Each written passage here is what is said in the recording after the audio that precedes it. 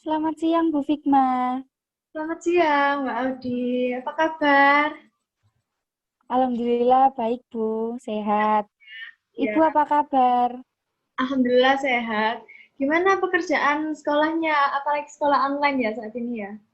Iya, Gimana? ya kalau sekarang sebenarnya hampir sama sih, Bu, dengan tugas-tugas di sekolah. Cuman bedanya kalau online kan kadang kendalanya di sinyal. Kalau sinyalnya kurang baik ya otomatis masuknya materi pun juga terhambat kayak gitu, Bu. Lalu bagaimana hubungan dengan keluarga, terus kegiatan sehari-hari selain sekolah? Kira-kira apa ya kegiatan sehari-harimu? Oh, saya kadang kalau di rumah kalau lagi nggak ada tugas atau nggak ada PR, saya bantu mama itu masak, Bu, untuk pesanan jualan kayak gitu aja. Oh ya, ini Mbak Audi ini kelas 12 IPS 4 ya? Iya, benar, Bu. Iya. Untuk sebelumnya pernah mengikuti sesi konseling atau belum? Pernah, sudah pernah. Oh, sudah benar. Berarti sudah tahu Iya, prosesnya ya seperti apa. iya, Nah, sudah untuk pernah. untuk konseling online kali ini, izinkan saya untuk merekam konseling kali ini dan juga izin mencatat apa boleh Mbak Udi? Oh iya, boleh, Bu, monggo. Untuk untuk nanti kan kita akan membicarakan banyak hal. Mbak Audi bisa relax tubuhnya, Iya, kita menyiapkan minum atau makan, barangkali biar untuk sudah sarapan saya, Bu. ya, alhamdulillah. Terus nanti sesi konseling kita akan mulai selama 20 menit. Apa itu cukup? Oh iya, iya, Nah, boleh, untuk boleh. konseling kali ini saya meminta Mbak Udi untuk menyiapkan alat tulis seperti buku atau pensil atau pulpen. Oh iya, sebentar ya, Bu, saya siapkan dulu. Ya.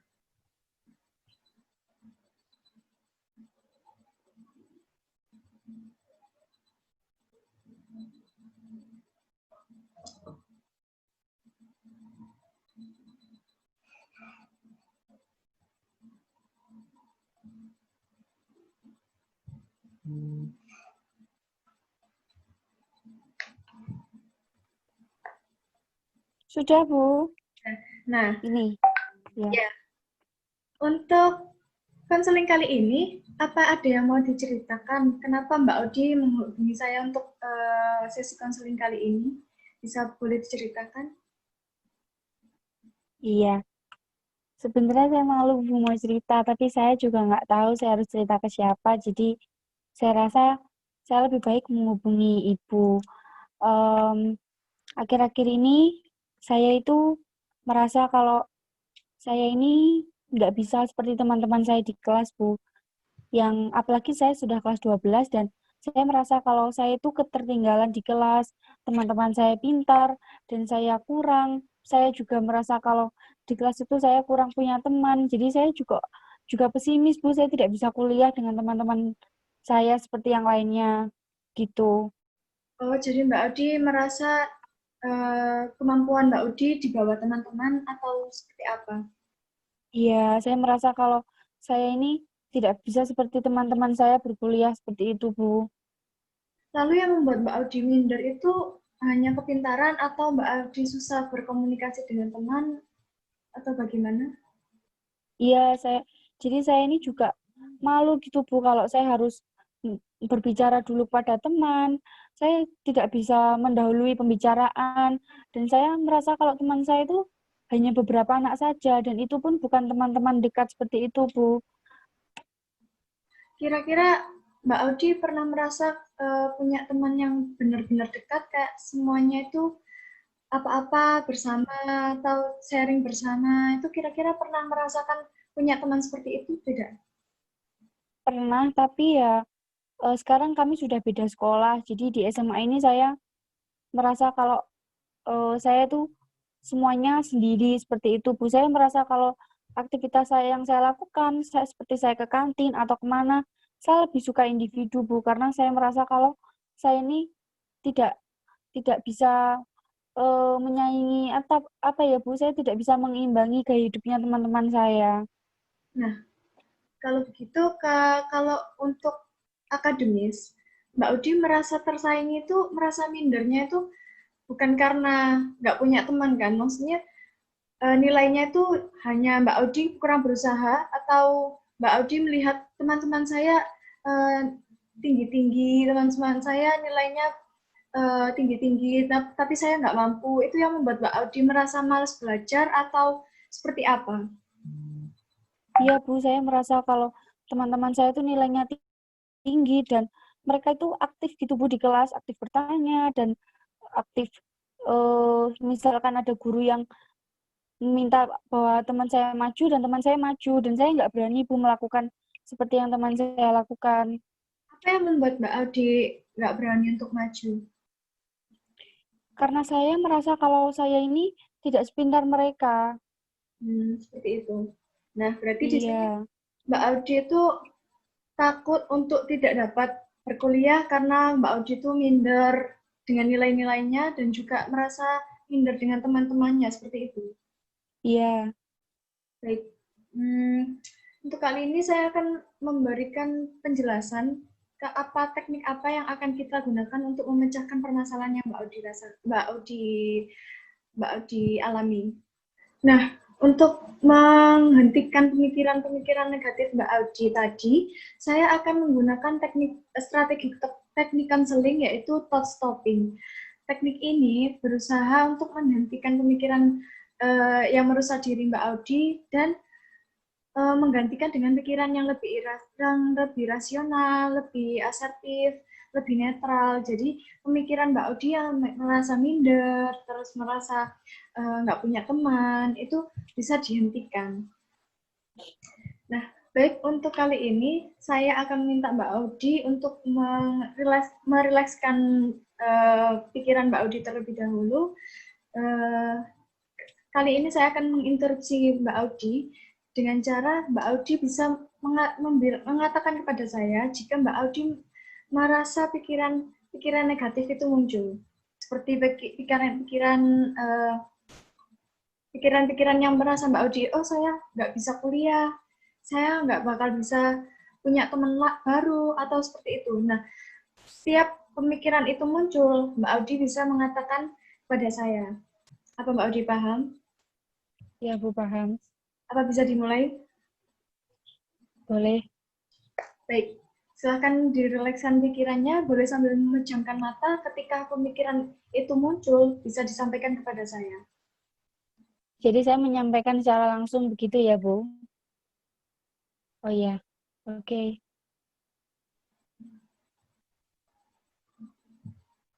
Saya bodoh, saya tidak bisa kuliah.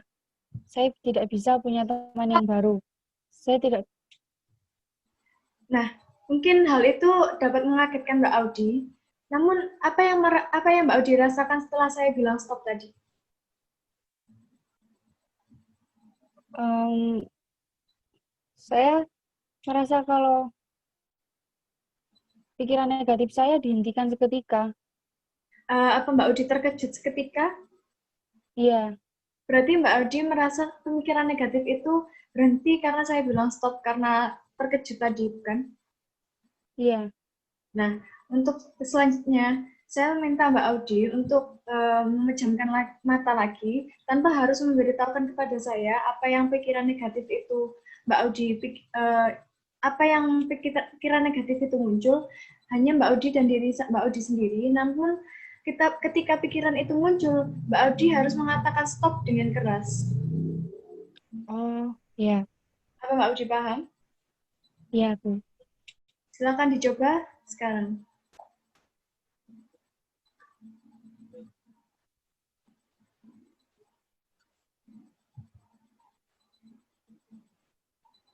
Stop.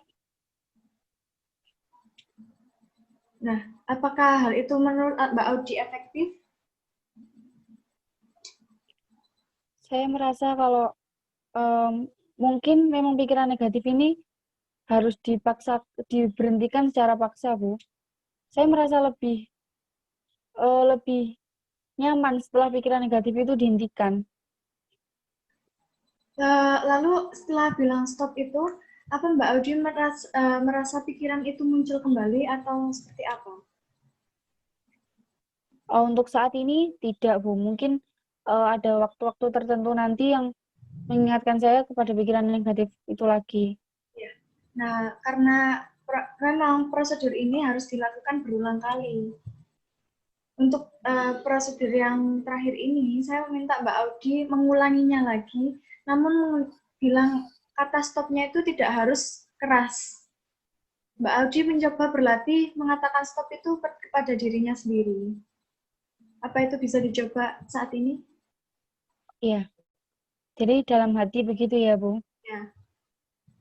Iya.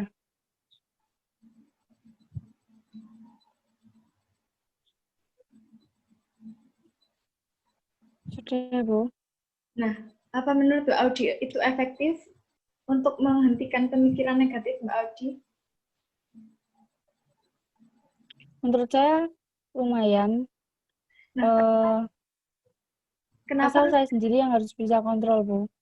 Oh iya, karena kenapa saya menyuruh Mbak Audi mengatakan stop yang terakhir kali, tapi di dalam hati. Karena hal ini kan bisa dilakukan di mana saja dan kapan saja. Jika Mbak Audi mengatakan stop tiba-tiba ketika Mbak Audi di depan umum, itu akan mengganggu orang sekitar. Jadi Mbak Audi bisa melakukan teknik ini berulang kali tanpa harus mengganggu orang lain dan juga menjadi kebiasaan untuk Mbak Audi. Apa Mbak Audi paham? Iya, paham. Nah, uh, selain pikiran negatif, pernah tidak Mbak Audi merasa seperti saya sebenarnya bisa berteman, cuma saya tidak ada kemampuan untuk tidak ada kemauan untuk bersosialisasi. Sebenarnya saya juga pintar, tapi saya malas untuk belajar dan saya terlalu mengutamakan minder saya. Apakah Mbak Audi pernah berpikir seperti itu? Iya, pernah. Untuk saat ini saya minta Mbak Audi untuk memikirkan hal-hal positif yang menurut Mbak Audi itu dapat menggantikan hal-hal yang negatif, dapat menggantikan hal-hal yang negatif yang sering muncul dalam pikiran Mbak Audi.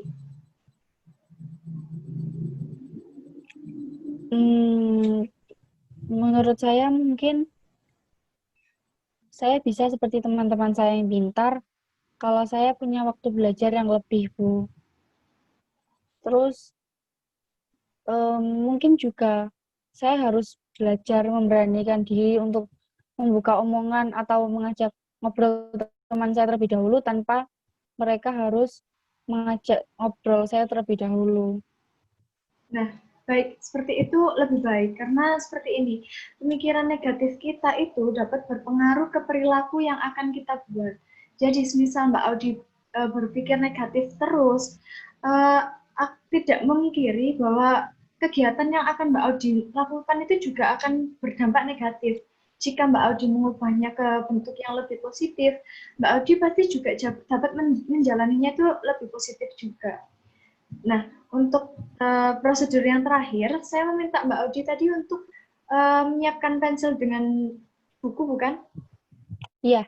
Nah, saya akan memberikan tugas rumah untuk Mbak Audi. Setiap Mbak Audi uh, memikirkan hal-hal yang negatif, saya meminta untuk Mbak Audi menuliskan dalam buku tersebut dan juga uh, setiap kali berpikir hal negatif harus bilang kata stop kepada diri sendiri.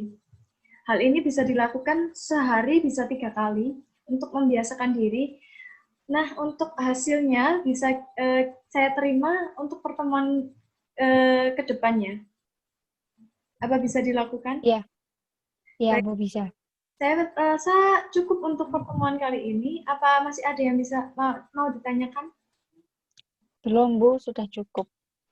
Baik, terima kasih untuk pertemuan kali ini. Ya, terima kasih, Bu. Maaf kalau Ibu punya salah-salah kata.